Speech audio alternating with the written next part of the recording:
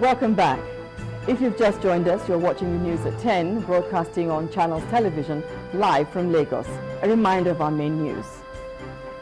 Security Council meeting holds in Abuja, applauds military for recapturing territories from Boko Haram in the northeast. Court orders trial of Nyanya bombing suspects behind closed doors, rejects appearance of witnesses in masks.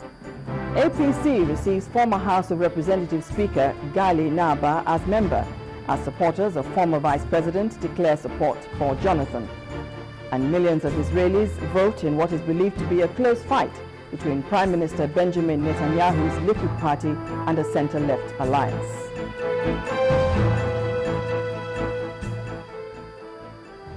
Well, all our top stories can be found on our website, channelstv.com, and on youtube.com/channelsweb.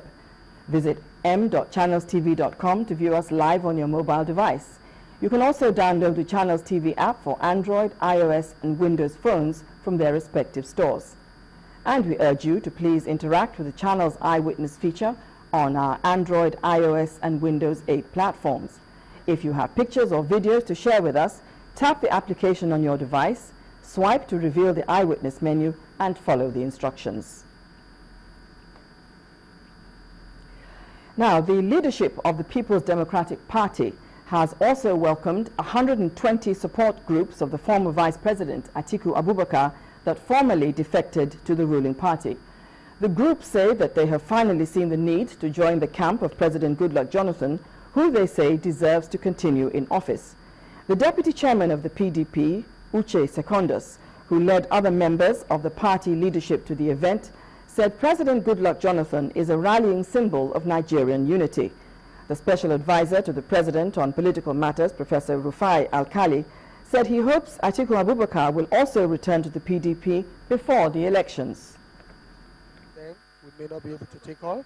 The hall was filled to capacity. Young men and women from the 120 support groups of the former Vice President Atiku Abubakar, who is with the All Progressives Congress. The convener of the event says they are ready to join the People's Democratic Party. Those who believe in the cause of Atiku Abubakar, and today they have decided to place their loyalty back to the House. Their leaders, assisted to found. Please say aye. Top chieftains of the PDP welcomed the groups to the party. I am happy you are joining the group. You are joining Nigerians in PDP who believe in the future of Nigeria. Away from sentiments, from mistrust, from suspicion, from all those divisive tendencies that we are made to believe at the basis of leadership. Atiku, like you said in the opening remarks, is a PDP man to the core, but he has gone on vacation. I believe one day he too will come back to the party. My only prayer is that he will come back before the general election this year so that he will support Mr. President fully to ensure our success. The leadership of the PDP thanked the groups for their support, saying the party will win the coming elections. What you have done today is a clear testimony and declaration to the rest of our brothers and sisters who are still there in other political parties, that the rallying point today is President Goodluck Ebele Jonathan. He is the symbol of Nigerian unity. With less than 2 weeks to the general elections, the People's Democratic Party will be looking forward to receiving more groups to ensure it wins the elections squarely. Lanre Lasese, Channels Television News. As the polls date draws closer, the United Nations Under-Secretary, Mr. Jeffrey Feltham, has appealed to all the political actors to ensure that the general elections are held under a peaceful atmosphere.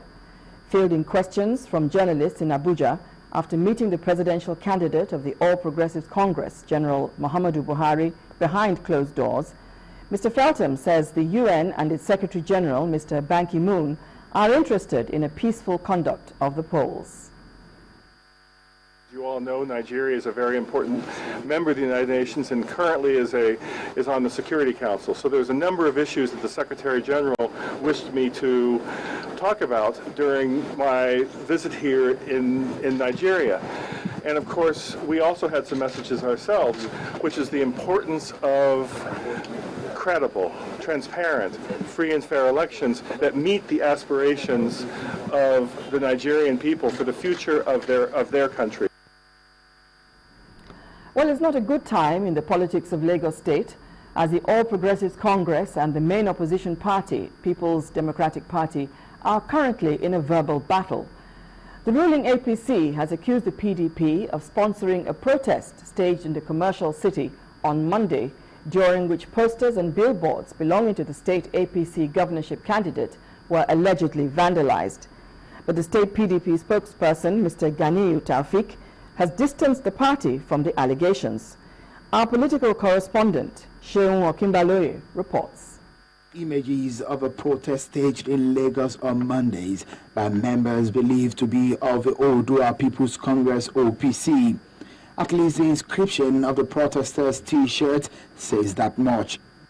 For several hours, the protesters were on the loose on both sides of Ikorodu Road on Lagos mainland, and literally the road was on the standstill as traffic gridlock kept commuters and residents on the stretch of road perhaps stranded. Less than 24 hours after, the ripple of the protest has already gotten to China's television's doorstep.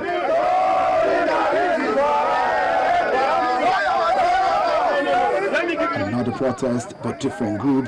This time, these people are angry at Monday's protesters. We want free and fair election. We want violence-free election.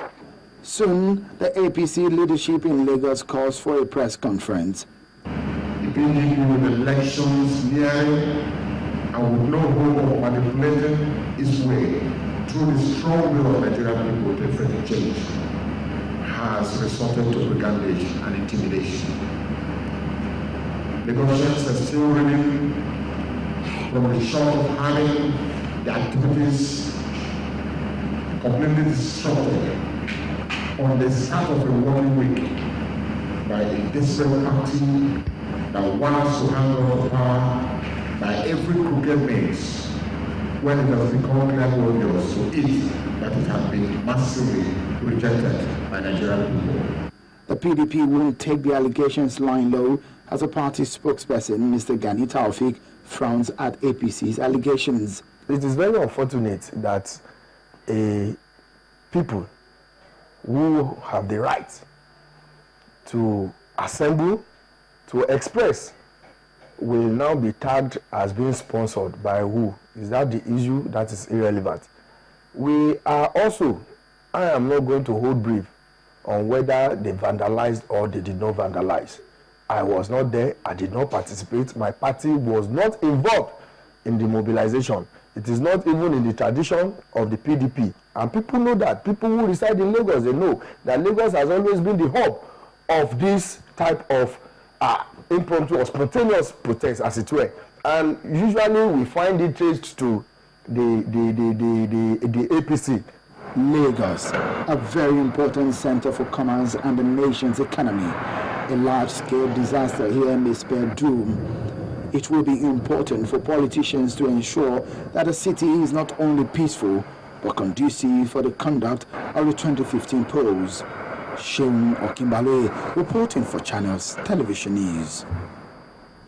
Meanwhile, the Edo State Police Command has arrested a suspect with 14 voter cards in his possession near a supermarket in Ogbomoso. The suspect, who claims the voter cards were given to him by his relatives and friends, could neither give a convincing reason for having the cards in his possession, nor provide accurate details about the owners of the voter cards.